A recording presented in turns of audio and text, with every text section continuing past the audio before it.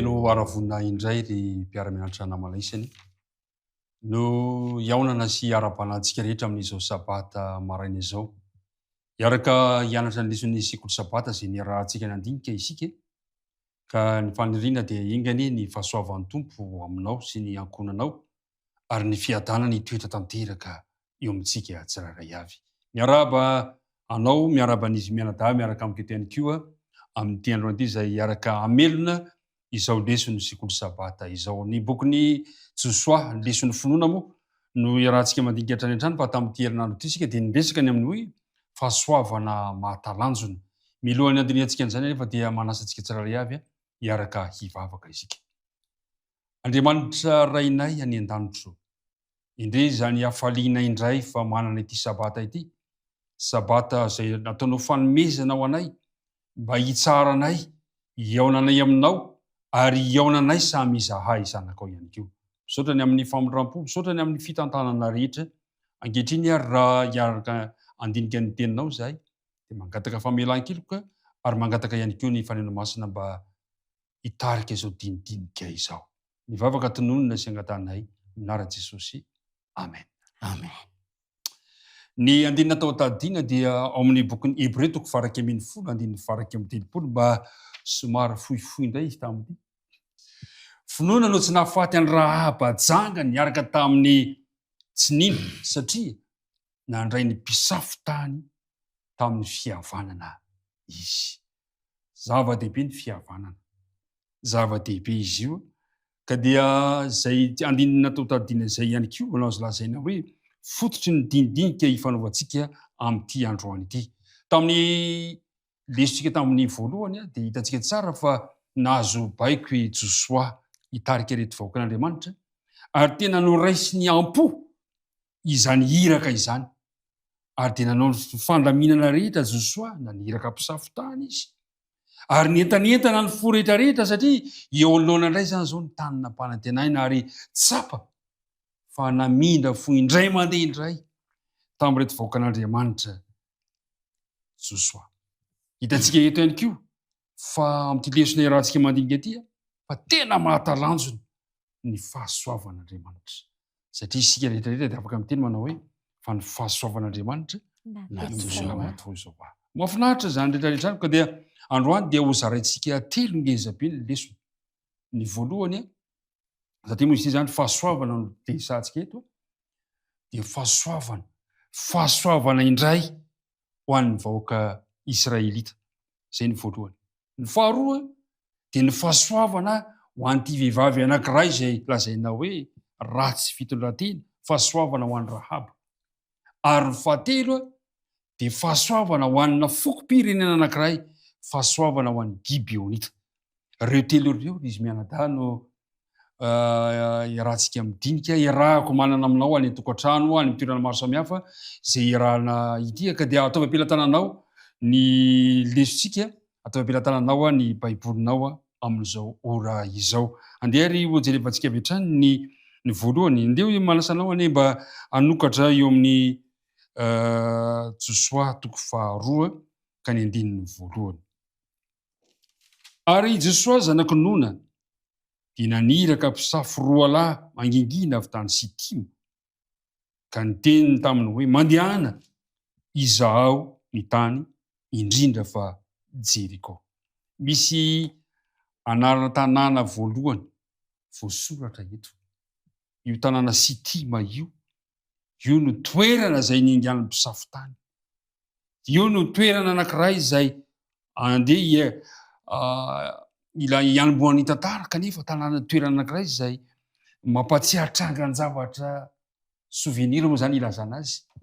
Tsy tsara loatra teo amin'ireto vahoaka an'Andriamanitra. Mba azo lazaina ve hoe inona ireo zavatra nitranga ireo tao amin'ity toerana ity. Miaraba anareo mianadahy, miaraba ihany koa antsika rehetra izay mpiara-mianatra ny leson'ny sekoly sabata.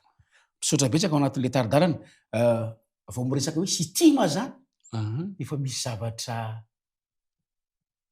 Pitrako ao anatin'io hoe inona indray ny zavatra hitsanga. Zay zany ny zavatra misy. Raha diniantsika zany lesona dia zao fady mpisafo tany anankiroa zany no niala teo.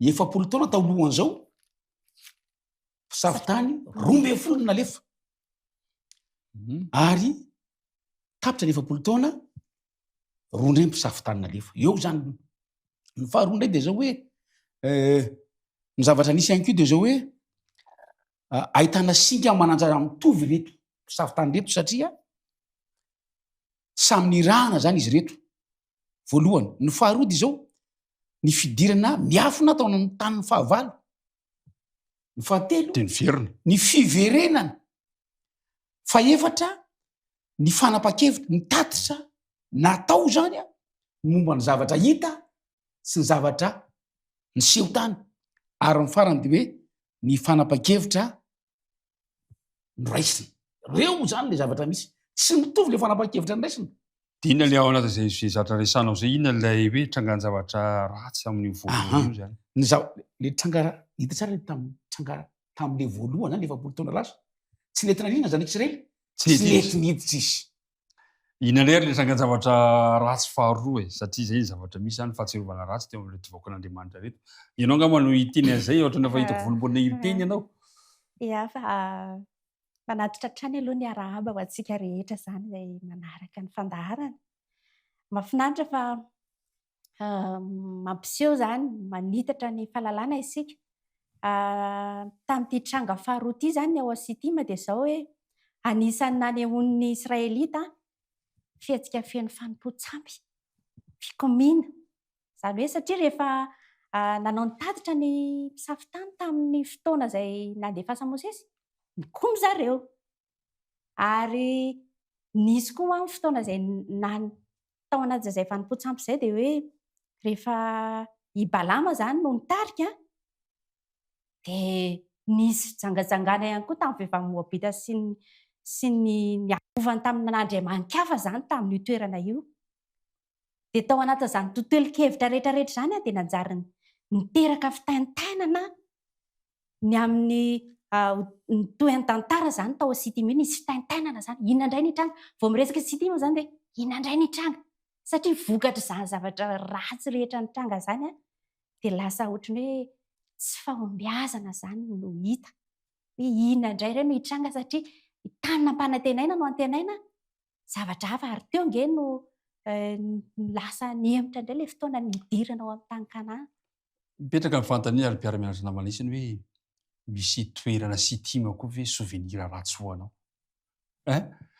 mampieritreritra zany toe-javatra izany kanefa naizana tsy zany aza teo Sitima indray no nasiana ny ainga amin'ny mpisafo teo zany natao hoe nisy fahasoavana vaovao indray nisy famindram-po vaovao indray men'Andriamanitra mampatsiahy antsika ny tantarana apôstôly anankiray mpianatra Jesosy anankiray zany tantaran'ny Petera manasana hoe mba hanokatra ao amin'ny filazantsarany Jaona filazantsarany Jaona toko fahavalo ambin'ny folo filazantsarany Jaona toko fahavalo ambin'ny folo ka manomboka ny andininy fahaenina ambin'ny folo tao amin'ny fotoana zay nitsaranan'i Jesosy no nitranga ny toe-javatra Petera tamin'ny fotoana io nijana teo alatrano teo ambavady de nivoaka le mpianatra anankiray izay fantatra amin'ny solabe ka niteny tamin'ny mpiandry vavady de nitondra amin'ny Petera niditra eo amin'ny andininy fafito ambin'ny folo ary io ny anankiray ankizy vavy mpiandry vavady tamin'ny Petera moa ianao va mba isan'ny mpianatra io lehilahy io de inona valy teniny tsy fantatro tsy osy izy nefa fantany tsara zao de zao ny zavatra faharoa ao amin'ny andininy fahadimy amby roapolo indray ary Simona Petera nijanona namino de nisy nilaza taminy indray hoe moa ianao koa va mba isan'ny mpianana de inona ny zavatra nitranga de efa izy nandaka nanao hoe tsy fa zavatra nafinaritra noho ny fahasoavan'Andriamanitra tamin'ny Petera de any amin'ny filazantsarany Jaona toko faha-raika amby roapolo de any le fahasoavana namindra fo indray tamin'ny Petera Andriamanitra ka natonga natonga ny Kristy manao hoe fahano ary miondrika manarà fahano ampahirezo ny rahalahinao mahafinaritra zany fa ny Andriamanitra ivavahantsika de tena Andriamanitra ny fahasoavana nanandrana io fahasoavana io Petera ary de Petera mihitsy niantso ny fiangonana taty aoriana manao hoe mitombo amin'ny fahasoavana ianareo fahasoavana tokoa no amonjena antsika tsirairay avy ny faniriana zany aloha voalohany indrindra eto amin'ity tapany voalohany ity dia zao hoe engany mba amina foampoko indray Andriamanitra androany. Amen. Engany mba hita taratra eo amin'ny fiainantsika tsirairay avy androany ilay fahasoavan'Andriamanitra. Ny fizarana faharoa, tiany mahafinaritra ty tantarana vehivavy anankiray. Tantaran'izy izy io, tantarany Rahaba janga. Zao ny zavatra mitranga ao amin'ny Josoatoko faharoa. Josoatoko faharoa, andininy voalohany. Dia niainga izy roalahy ary niditra tao an-trano vehivavy janga anankiray atao hoe Rahaba, ka nandro tao. Fa nahoana ny tonga dia tao izy noho ny vantana. Zavatra nisy ny fizarana faharoa dia hoe fahasoavana ho an'ny Rahaba janga. Inona indray ny azo lazaina ahoana na tonga an'ity vehivavy ity, ahoana na tonga an'ity vehivavy janga ity nampiatrano azy mirahalahy ary nandray izay fahasoavan'Andriamanitra izay. Arak'izay hoe janga izay aloha dia vehivavy ratsy fitondran-tena zany dia vehivavy ty. Vehivavy kananita izy ary fantatry ny olona rehetra izay arak'izay hoe fitondran-tena ratsy izay. Kanefa na dia izany aza ny faratsiny dia nampiatrano an'ireto iraka izay nalefa ny Josoa izy. Satria izy hoe niainga izy roalahy dia niditra tao an-trano vehivavy janga. Tao hoe tohizantsika kely ny andininy faharoa inona ary zavatra nitranga rehefa nandray an'ireto mpisafitany reto izy. Inona no nataony? Arak'izay faratsiam-pitondran-tena izay ve zavatra nitranga? Izao ny zavatra nitranga. Ary nisy nilaza tamin'ny mpanjakan'i Jeriko hoe injao misy olona avy tamin'ny zanak'Israely tonga aty izao alina izao hisafy ny tany.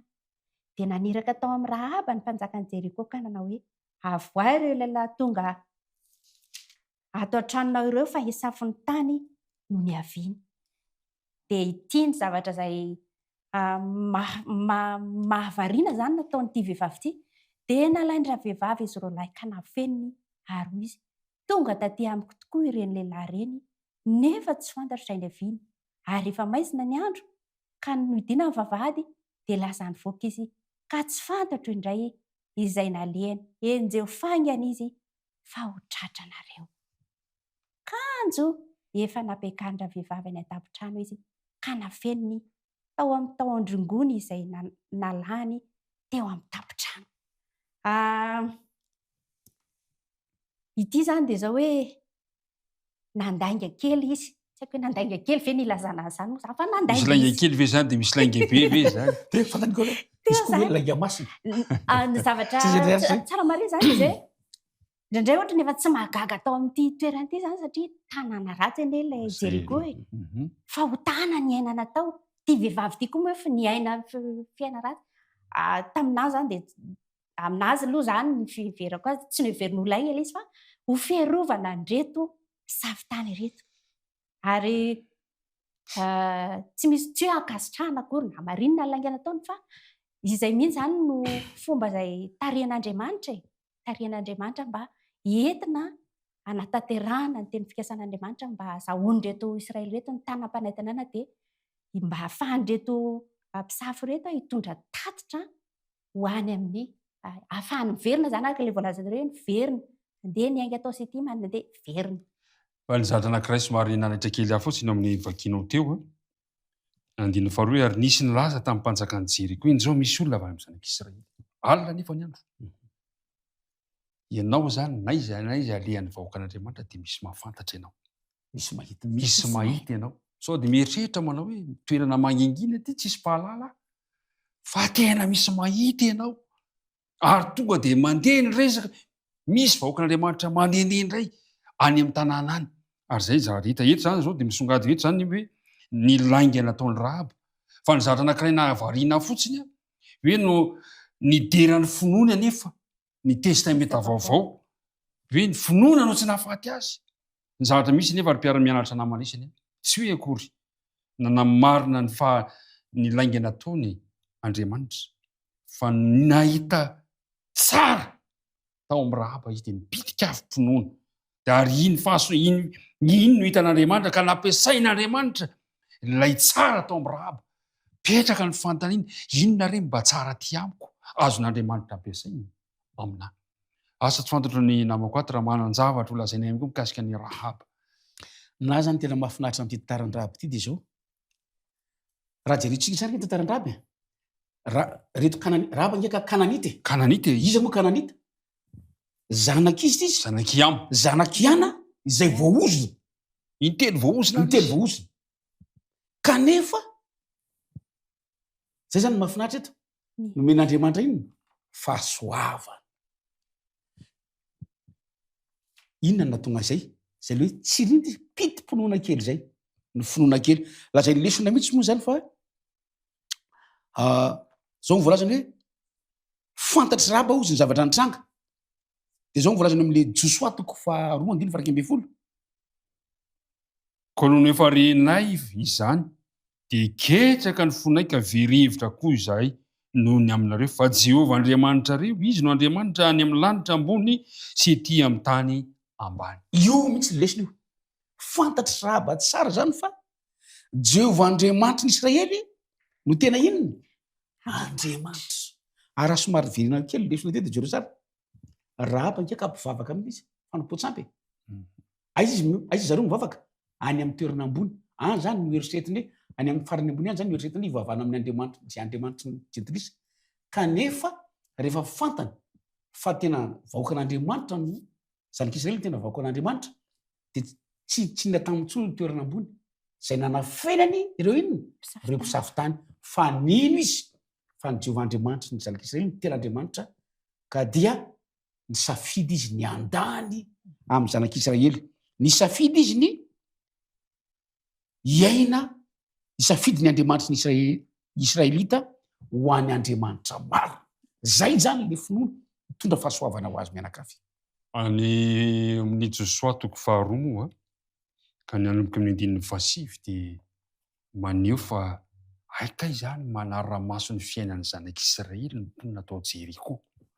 Ary anisy nanara-maso ny zanako io Rahaba. Ozy izy hoe fantatray ozy izy, renay ny nanamaina ny Jehovah ny ranomasina mena, renay ny nivoahanareo avy tany amin'ny tany Egipta, renay ny nataonareo tamin'ny mpanjaka roa tamin'ny Amorita sy tany andafon'ny Jordana dia siona sy oka zay novononareo, renay ketraka ny fonay.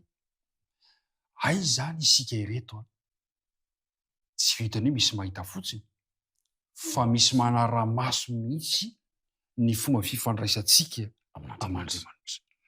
Teto dia nanao satria ary zany ny Andriamanitra reo no Andriamanitra ivavahana dia mba nanam-paniriana Rahaba. Hoe mba raha mba mety re satria fantatray iny fa ho tenareo koa ty tanàna misy anay ity. Inona re mba hifanarahantsika mba hahatonga ny ankohonako sy ny fianakaviako mba tsy hiaran-dizy. Dia fantatsika fa nanao fifanekena, nanao fifanarahana. Rahaba, ahoana ny fanarahana ataon'ny Rahaba? Dia inona navaly reto mpisafitany?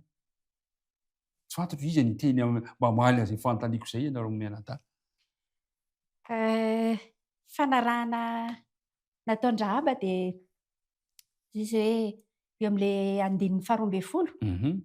Koa ankehitriny masina ianareo mba hianiano amin'ny Jehovah aho fa araka ny namindrako fo taminareo no mba hamindranareo fo amin'ny ankohonako, amin'ny ankohonan'ny raiko kosa ka omeo famantarana mahatoky aho. Ohatrany hoe aina sy olo ny aina. Mitady vonjy izy zany. Mitady vonjy izy.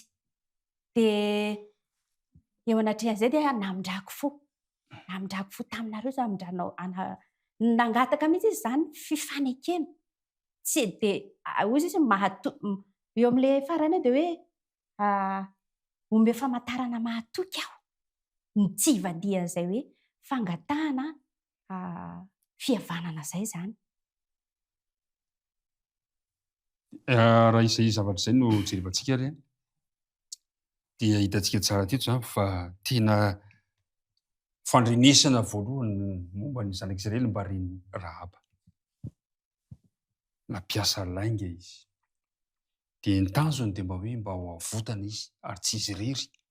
Miaraka amin'ny fianakaviany. Mba te ho afahana izy amin'izao zavatra mitranga izao. Izy koa anie zany mba maniry hiala amin'ity toerana misy anazy ity. Ary inona ny valitenin'izy mirahalahy? Inona nataon'izy rahalahy zao ary izy mirahalahy? Eny ary fa aza miteniteny. Ho avy ny fotoana andalovan'ilay aty fa asio inona ozy izy asio famantarana le kofejaky. Mampatsiahy antsika inona moa kofejaky io? Zanak'Israely tany Egypta. Inona zatra nitranga tany Egypta? Rehefa ho avy ny famonjena, zay zany mahafinaritra be zany lesona, tena tsara ny lesona satria tena mitarika antsika mihitsy hoe tena be fitiavan'Andriamanitra. Rehefa namonjy ny zanak'Israely tany Egypta Andriamanitra, dia ny afatra voalohany hoe aza misy mivoaka n'inona? Aza misy Aza misy mivoaka ny trano. Faharoa manarak'izay asio rà n'inona? Tolam-baravarana sy ny tatom-baravarana. Tatom-baravarana. Dia voavonjy ry zareo. Dia ohatr'izay ihany koa zany napita tamin'izy ty Rabajanga. Aza mivoaka n'inona? Trano dia asio. Trano ianareo dia asio an'ilay kofejaky ho famantarana. Dia voalaza ny lesona fa nanolo teny Rahaba. Eo amin'ny 120 hono izy, 120. Dia ora vehivavy taminy. Eny ary fa marina izany. Nanomboka hatreo amin'ny fotoana nampietranona reto Israelita mirahalahy ka hatramin'ny fotoana fanapa-kevitry ny Rahaba io dia efa niasa tao amin'ny Rahaba ny fahasoavan'Andriamanitra.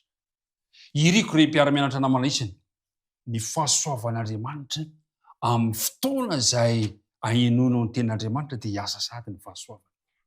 Ary mitondra famonjena tsy ho azy rery ilay fanapa-kevitra zany fa ny ankohonany. Any amin'ny testamenta vaovao dia hoe minoa an Jesosy Tompo dia ho vonjena ianao sy ny ankohonanao. Ny fanoratena izay nataona zany dia tsy ho azy ihany ny famonjena izay nentiny fa ny ankohonany iray manontolo. Eny ary andeha hiroso amin'ny fizarana fahatelo mamarana azy isika dia tantarana foko anankiray izay ataontsika hoe nahazo fahasoavana tamin'Andriamanitra ihany koa. Manasanao ary mba hijery indray tsika ao amin'ny Josoa 7:9. Ny amin'ny 1 sy 2 dia ahitantsika fa ary nandre ny toe-javatra ny fahasoavana sy ny famonjena nataon'Andriamanitra reto Israelita ireto olona reto dia nanapa-kevitra fa andao hitambatra ny hery. Hitambatra anao ratsy zany. Tsy mba mitambatra anao sofa. Zavatra misy zany iainantsika andao hitambatra anao ratsy. Iainantsika amin'izao fiainantsika andavanandro zany ary mampalahelo fa eo amin'ny fiainantsika andavanandro dia ahitantsika an'izany zao voalaza mantsy.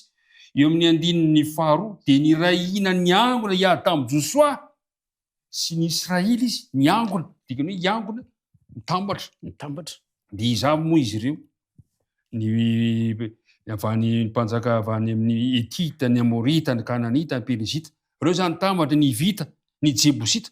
Fa nisy foko anankiray kosa izay mba te ho voavonjy satria fantany fa ao amin'ny vahoakan'Andriamanitra misy famonjena. Dia ireo indray kosa no hoe ahoana ary ny fomba atao dia iza zany fa ny Gibeonita. Iza indray reto Gibeonita reto izy mianadahy? Ahoana no nahafahan'izy ireo nandray ny fahasoavana? Ilay fahasoavana avy amin'Andriamanitra. Ny Gibeonita moa zany dia mponina teo akaikin-jareo ihany. Fa saingy izao nampiasa iny zareo? Hafetsena. Zay zany no hitako hoe voalaza lesona moa zany hoe nampiasa hafetsena izy mba ahafahany mamonjy n'inona izy? Ny firenena. Zay zany le izy. Ka mipetraka ny fanontaniana be hoe ohatran'ny ny Rabajanga nandainga izy. Eto indray nampiasa hafetsena izy. Moa ve mampirisika antsika ve zany hoe andao mba hanao laingalanga eny na andao mba hanampiasa hafetsifetsena eny? Inona ny tena tiany lesona ampitaina amintsika amin'ity androany ity? Misy voalazany lesona moa zany dia voalaza mihitsy hoe matetika izy ny hafetsena dia misy hoe misy heviny anankiroa zany izy io, na hafetsena ho amin'ny fikasana ratsy na hafetsena ho amin'ny inona izy? Zavatra tsara. Fa ny Gibeonita izy zany da hafetsena ho amin'ny inona izy? Zavatra tsara satria ny tao ambadika dia inona izy? Amonjena ny ankonany sy ny mpiray firenena amin'ny rehetra. Zay zany le izy. Dia voalaza ihany koa fa le hafetsena izay nampiasain'ny Gibeonita dia hoe fahamalinana sy fahendrena kay le izy kay. Hafetsena nisy fahamalinana ary nisy fahendrena ihany koa. Fa nahafinaritra fotsiny tamin'ny Gibeonita zao niaika izy ny aiky ny herin'andriamanitra ny Israely izy ireo. Ny aiky ihany koa ny Gibeonita fa tsy vita ny herin'olombelona fotsiny fikasan'Andriamanitra. Tsy tahaka ireo Kananita ireo, ary ny farany fahatelo tsy ambaratelo Gibeonita dia zao tsy nanitra fikasan'Andriamanitra izy. Natsapa izy zany fa omena ny zanak'Israely iny izy ny tany. Tena niny izy nanaiky an'izany izy. Manahitra zany amin'ity zavatra voalaza ity dia misy itovizana. Mitoviana eo amin'ny lahatenin'ny Gibeonita sy ny lahateny izay nataon'ny Rahaba. Eo amin'ny andininy fahasivy amin'ny toko fahasivy dia hoy izy ireo taminy: avy tany lavitra indrindra izay mpanomponao noho ny anaran'i Jehovah Andriamanitrao, fa efa renay ny lazany sy izay rehetra nataony tany Egipta. Mahafinaritra zany fa mitovy ny fomba fandrenesan'ny olona betsaka momba ny reto vahoakan'Andriamanitra reto. Tsy mifanohitra ny Rahaba dia hoe renay ny amin'ny Andriamanitra reo fa Andriamanitra ny marina. Dia ny Gibeonita koa dia ambadika ety firenena hafa indray samy manana ny sotoavina mifanohitra. Renay ny lazany. Fa le inona ny fampiasana, inona no afetsifetsena nataon'ireto Gibeonita reto? Mba azo mpahantantaraina ve inona no nampiasain'izy ireo? Ary nanahoana ny fihetsika Josoa mahandro an'izay toe-javatra izay? Tantaraina fohifohy dia izao hoe nampiasa hafetsina. Tsy hoe mampianatra zatsy isika akory. Mody hoe avy any lavitra izy. Izay aloha zany no hoe andao antsika hanao tady fihavana. Mody nataony inona avy le tantaraina eo? Tantaraina eo hoe ny kapany natao rovidrovitra, ny akanjony efa tota, ny siny natao efa vaky, siny efa sima efa rotodrotika zany, ny mofo izay nentina efa bobongolo. Ireo zany nentina teo anatrehan'ny Josoa rehefa tonga tao amin'ny Josoa. Dia rehefa nahita an'izay tokoa moa ny Josoa sy ny lolin'ny Israely dia satria afetsena le izy dia niny tokoa. Tena avy andao ary atao le fihavanany, andao ary inona le zavatra angataha zany. Ny angataha zany dia ny tsy handringanana azy satria efa eny ny lazany. Tany Jeriko, tany Ai sy izay rehetra efa nandalova zanak'Israely zany hoe haringana. Ary izay mihitsy moa baikon'Andriamanitra satria omena azy ny tany ho haringana avokoa zany izay rehetra ao amin'ny tany Kanana. Dia nangataka fihavanana taminy izy. Nasainy nanao fifanarana indray zany fianiana. Eo amin'ny andininy 7:10 dia izao ny zavatra nitranga zany. Josoa toko 7:7 hoy izy hoe: ary nangalan'ny olona ny vatsin'ireo nefa tsy nanontany tamin'ny vavan'i Jehovah izy. Ary Josoa dia nanao fihavanana taminy ka nanao fanekena taminy mba tsy hamono azy, ary lohan'ny fiangonana koa dia nianiana taminy. Rehefa voafitaka zany Josoa sy ny olona dia nanao fihavanana. Ny olana dia izao tsy mba nanontany an'i Jehovah. Tsy nanontany an'i Jehovah raha tokony anontany an'i Jehovah izy zany hoe inona no tokony atao. Vao nahita le fihetsika rehetrarehetra dia nino. Dia andraisantsika lesona zany zay hoe andao re isika eo amin'ny lafin'ny fitarihana angambany ho an'ny mpitary, ho an'izay rehetra mety ho mpitarika. Andao antaniana aloha ny hevitry Jehovah. Na dia toa marina ary izay zavatra hitantsika sy mitranga, na dia hitantsika hoe rariny sy hitsiny ary dia aleo miandry an'i Jehovah mandrakariva amin'ny fanapa-kevitra izay tokony ho raisiny. Hitantsika teto amin'ity tantara ity zany ny mpiara-mianatra namana isany fa nampiasa hafetsena tanteraka ny Gibeonita. Ny tenin'ny Mosesy no nentin'izy ireo hoe raha misy mba azonareo mahazo ny fo dia mangataha fihavanana. Izay no nampiasain'ireto Gibeonita reto. Fa ny tena fihavanana aminareo izahay, renay ny lazan'ny Andriamanitra reo. Izay avy lavitra nefa izy hoe manodidina eo ihany, eo akaiky eo ihany izy anie. Fa ny zavatra teo araka ny tenitsika teo raha mba nanontany marina nefa hamindra fo amin'ny Gibeonita Andriamanitra satria fantatr'Andriamanitra ny fanirian'izy ireo mba teo vovonjy. Fa tokony mba nanontany an'Andriamanitra ihany Josoa. Teto amin'ity fotoana ity dia ohatran'ny hoe nisy voady mihitsy zany natao tamin'ny fotoana io. Ary izay zavatra izay tena voady ilay tena voady. Ka araka ilay tenin'ny namako tato ilay hoe afetsena amin'ny tsara. Dia izay no nanehoan'Andriamanitra ilay fahasoavana ary nahitana tantara takan'izany ko teo amin'ny tantara tany aloha tany ao amin'ny bokin'ny Samoela faharoa toko fahaenina sy ny karazany ihany ny boky mpitsara dia ahitantsika izany tantara izany ihany koa fa nisy mpapantsaka anankiray izay nanao fanekena ihany koa izy hoe Andriamanitra raha toa ka omenao any tanàna ireo izy dia rehefa iverina aho izy ka mandresy dia izay mivoaka voalohany amin'ny varavaran'ny tranoko dia ataoko fanatitra ho anao. Kanjo inona ny zavatra antranga fa vao nivoaka izy vao tonga izy ny zanany vavy no nitsena azy lozy ty izy inona ary ty ataonao ty sasaingy izao efa voaty le izy dia tanterahany ka etiko ihany koa noho izay zavatra izay noho izay fanekena izay dia nitera-boka-tsy ho an'reto Gibeonita ilay fifanekena natao tamin'ny zanak'Israely. Mahafinaritra ny lesona, tena mahafinaritra satria ny zavatra hita zany dia zao hoe tsy mitovy ny andra amin'ity lesona ity moa zany tena hita zany ay tsy mitovy zany ny famondrapo ho an'izy izy ho an'ireo le firenena anankidimy ny Kananita, ny Jebosita, ny Hivita sy ho an'le firenena teto ivelany. Le firenena teto ivelany zany nomen'Andriamanitra satria ay mbola misy azo antenahina ny amin'ny firenena ivelany mbola hitanana fa le tao Kananita zany efa tena tafalatsaka tanteraka tao anatin'ny fanompoan-tsampy.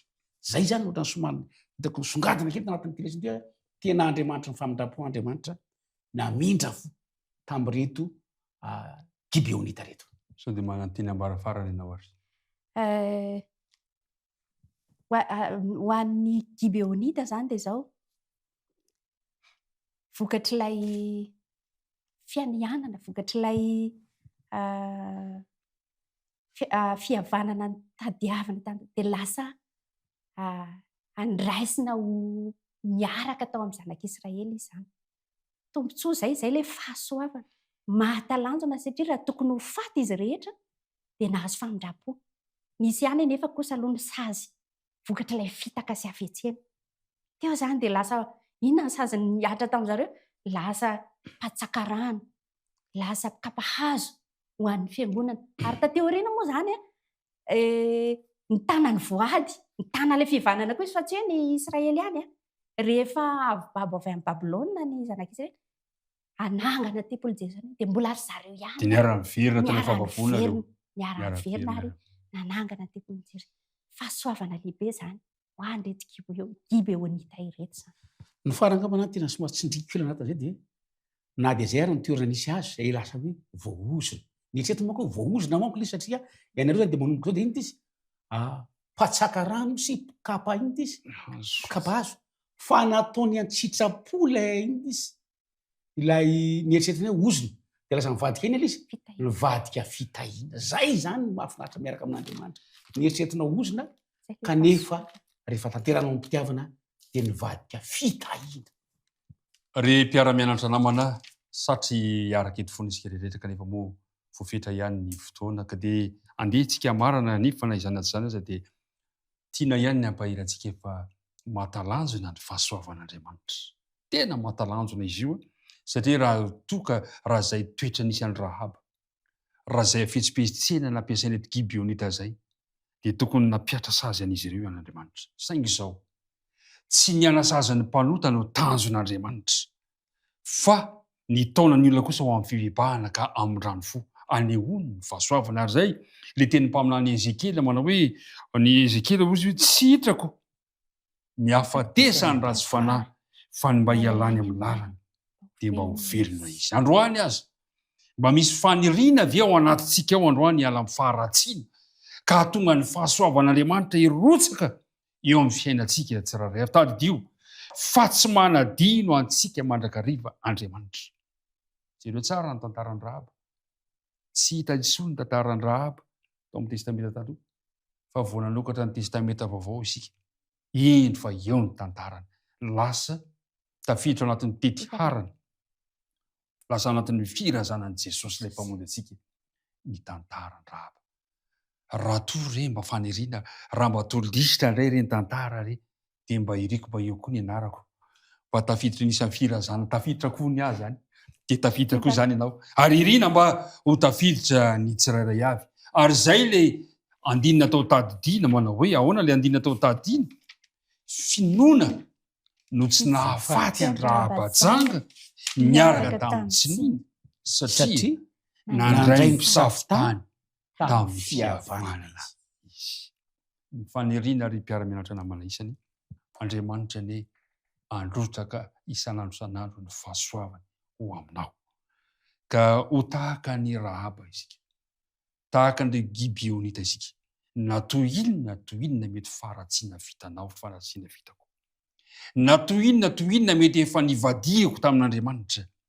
Rehefa indro fa manaiky fa Andriamanitra no Andriamanitra marina. Rehefa manaiky fa Andriamanitra no Andriamanitra ny famonjena. Rehefa manaiky fa ny rano Kristy ny famonjena ho antsika rehetra. Dia iny fatolotra anao ny fahasoavana. Misaotra betsaka nareo mianada. Amin'ny manaraka indray miona. Misaotra antsika rehetra, misaotra anao ihany koa nanaraka hatramin'ny farany. Izao dinika ny fanaovantsika izao, Andriamanitra ny hitahantsika tsirairay avy ho farana antsika amin'ny alalan'ny vavaka ary ny fiarantsika mianatra ankehitriny. Ray Malalo, tena misaotra anao izay no ny fahasoavanao. Fahasoavana tokoa mantsy no hamonjena anay, ary izany fahasoavana izany ny mbola hitantana anao ny fiainanay raha mbola hiampiandrasana anao izahay. Raha koa fitompo izany fahasoavanao izany ny tsirairay avy. Dia mitantana anay, mitahihany mandrihitra ity sabata ity. Ny vavaka tononona isanga tany amin'ny anaran'i Jesosy. Amen. Amen.